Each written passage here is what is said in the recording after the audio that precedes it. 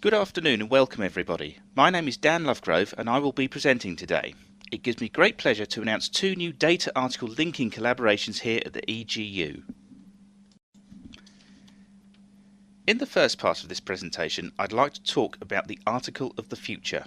This is Elsevier's innovative format for online articles on Science Direct.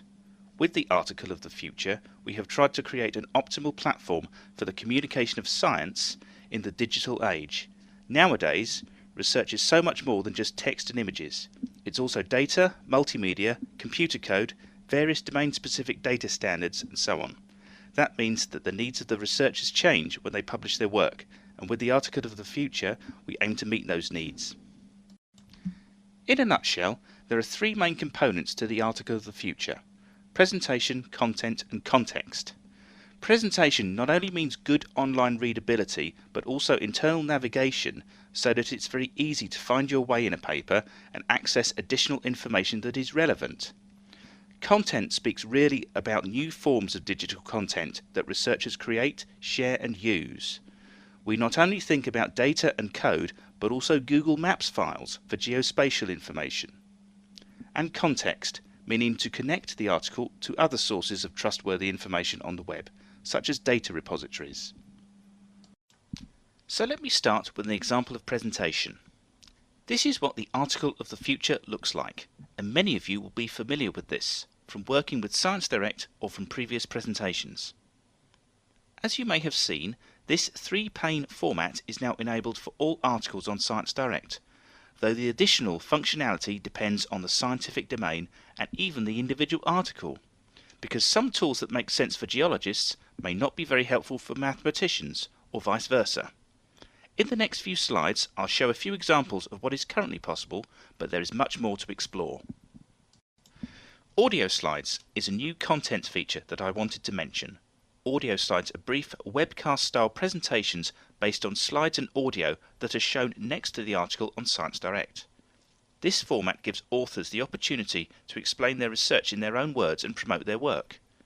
For readers, it's a great way to quickly learn what a paper is about and why it might be of interest. After a successful pilot last year, we are now rolling this out to a wider range of Elsevier journals.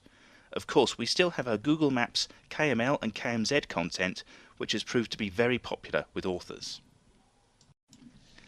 Moving on to the third pillar, context.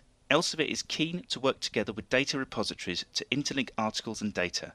This increases the discoverability and usage of both data and article.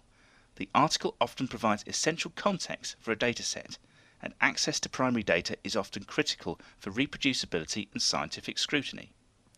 One way in which we can link to a data repository is by banners that are shown next to the article. The banner points to datasets at a data repository that are directly related to the article, for example research data that underlie the published article. This example shows a banner that points to EarthChem, which is shown for all articles for which one of the EarthChem databases has relevant data. Clicking on the banner will give you one-click access to all relevant data at EarthChem. We also have the capabilities to build visualization tools on top of data links. This is just one example of that, namely our collaboration with Pangaea. Here we were able to upgrade the banner link to a data repository to an interactive viewer application that shows the location of relevant data sets on a map.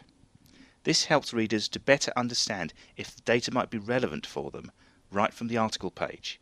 Clicking on the Pangaea link will take the reader to the data page at Pangaea, where the actual primary data can be accessed.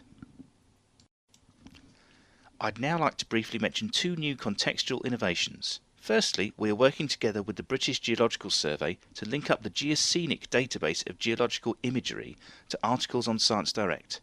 We encourage authors to tag any relevant images in the Geoscenic database in their manuscript so that we can turn them into links that give one-click access to the image stored by the BGS. Secondly, we have extended our linking partnership with AIDA so that it now also includes the Marine Geoscience Data System.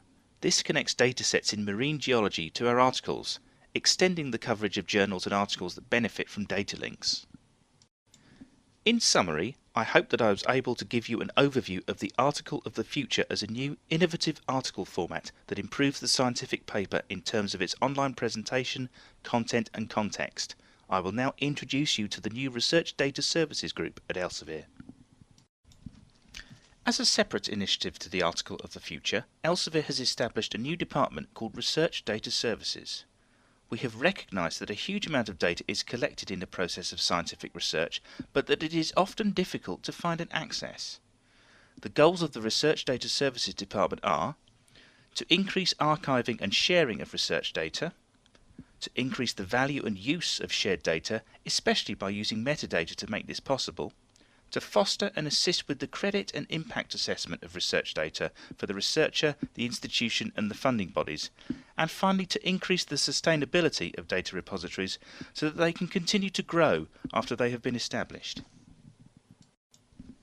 With these goals in mind, the Research Data Services Department has adopted the following principles. We would like all data and associated software to remain open and available. We encourage collaboration with institutions, existing repositories, the research community and funding bodies. And we want to establish a transparent business model so that if any revenues are generated, some of that will go back to fund the repositories.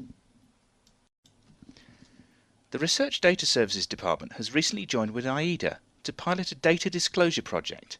The scope of the project includes the identification of 3 to 5 datasets that need to be rescued.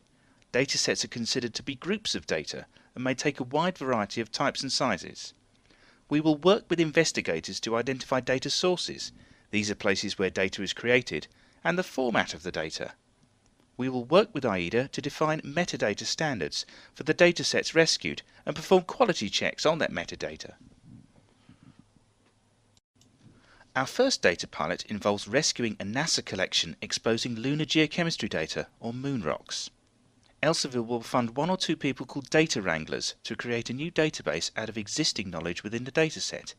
This not only involves tasks such as digitizing the data, but also annotation and curation tasks, such as providing metadata so that the data within the dataset can be found easily, which makes it more useful. When the pilot is finished, the outcome will be to publish a joint report. The report will address what was done, for example the data imported and the creation and description of processes and standards involved. We will also describe the software that was built to facilitate the process and the outcomes of the process itself. We need to look at the effort involved, for example what training was needed for those people rescuing the data, what was the cost and who will build the infrastructure, and finally recommendations for scaling the project up to similar efforts will be made, and in particular the tools and skill sets needed.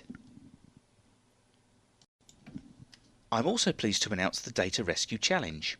The goal of this is to advance preservation and access to geoscientific research data. The contest invites members of the international geosciences community who have worked on efforts to advance access to research data to share their work.